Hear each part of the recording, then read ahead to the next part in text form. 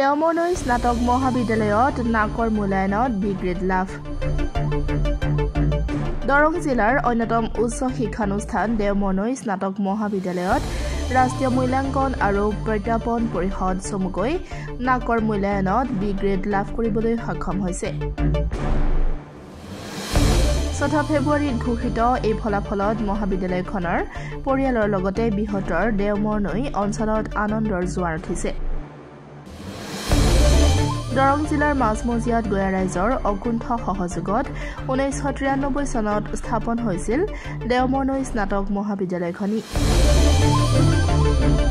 ৰূপালী জয়ন্তী বৰ্ষ অতিক্ৰম কৰা মহাবিদ্যালয়খনিয়ে ইতিমধ্যে 2013 চনত চৰকাৰী স্বীকৃতি লাভ কৰে অৱশ্যে ইয়াৰ আগতে নাকৰ পৰিদৰ্শন হোৱা নাছিল প্ৰথমবাৰৰ বাবে যোৱা 7 আৰু 8 ফেব্ৰুৱাৰী দুদিনীয়াকৈ অনুষ্ঠিত উক্ত কাৰ্যসূচীত নাকৰ এটি 3জনীয়া বিশেষজ্ঞ শিক্ষাবিদ মহাবিদ্যালয়খনত উপস্থিত হৈ বিভিন্ন দিশ মূল্যায়ন কৰিছিল এই সফলতা লাভৰ ক্ষেত্ৰত যিসকল লোকে সহযোগিতা আগবঢ়াইছিল তেওঁলোকলৈ মহাবিদ্যালয়খনৰ অধ্যক্ষ ডক্টৰ গীতালী কলিতাই ধন্যবাদ আৰু কৃতজ্ঞতা জনাইছে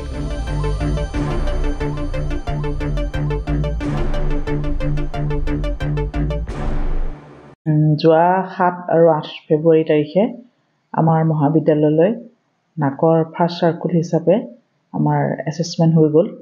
তাত চেয়াৰপাৰ্চন হিচাপে আহিছিল টুমকুৰ ইউনিভাৰ্চিটিৰ চিদ্দাগৰ্ডা ইয়ালুৰ ছাৰ মেম্বাৰ কোঅৰ্ডিনেটৰ হিচাপে আহিছিল মনছফ আলম তেওঁ হৈছে প্ৰফেচাৰ ডিপাৰ্টমেণ্ট অফ কম্পিউটাৰ ছায়েন্সৰ জালিয়া মিলিয়া ইছলামিয়া ইউনিভাৰ্চিটিৰ আৰু এজন মেম্বাৰ হিচাপে আহিছিল পংকজ কুমাৰ দেৱনাথ তেওঁ কোচবিহাৰ কলেজৰ প্ৰিন্সিপাল তিনিজনৰ প্ৰেজেণ্টত আমাৰ কষ্ট সাৰ্থক হ'ল বুলি ভাবিছোঁ আৰু চেষ্টা কৰিম ইয়াৰ পিছত যাতে আমি আকৌ এ পাব পাৰোঁ বা এ ডাবল প্লাছ পাব পাৰোঁ তাৰ কাৰণে আকৌ আমি পূৰ্ণগতিত কাম চলাই যাবলৈ আমি চেষ্টা কৰিম কোঅৰ্ডিনেটৰ ডক্টৰ অজিত কুমাৰ শৰ্মাদেৱে আৰু লগতে ষ্টাফৰ সকলো টিচাৰে টিচিং নন টিচিং সকলোখিনিয়ে দিনে ৰাতি কষ্ট কৰি আমাৰ যিখিনি ডাটা আমি এছএছআৰত দিব লাগে সকলোখিনি ডাটা আমি আপলোড দিছোঁ সকলোৰে সহায় সহযোগিতাত হ'ল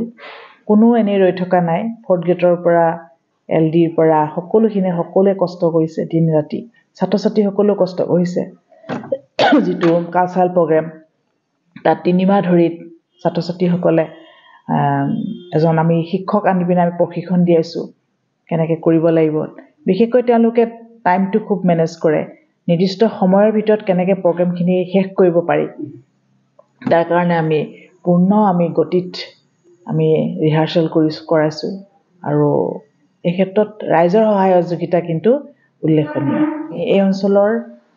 আমাৰ মহাবিদ্যালয়ৰ সকলো ষ্টাফ ছাত্ৰ ছাত্ৰী লগতে ৰাইজৰ পূৰ্ণ সহযোগ পাইছোঁ সকলোৰে আন্তৰিকতাত সকলোৰে প্ৰচেষ্টাত আৰু আশীৰ্বাদত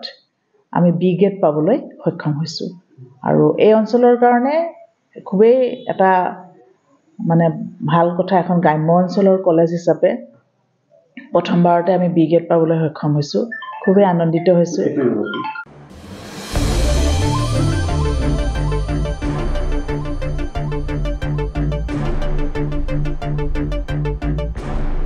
দেওমৰনৈৰ পৰা নৱজিত শৰ্মাৰ ৰিপৰ্ট ডেমক্ৰেটিক আছাম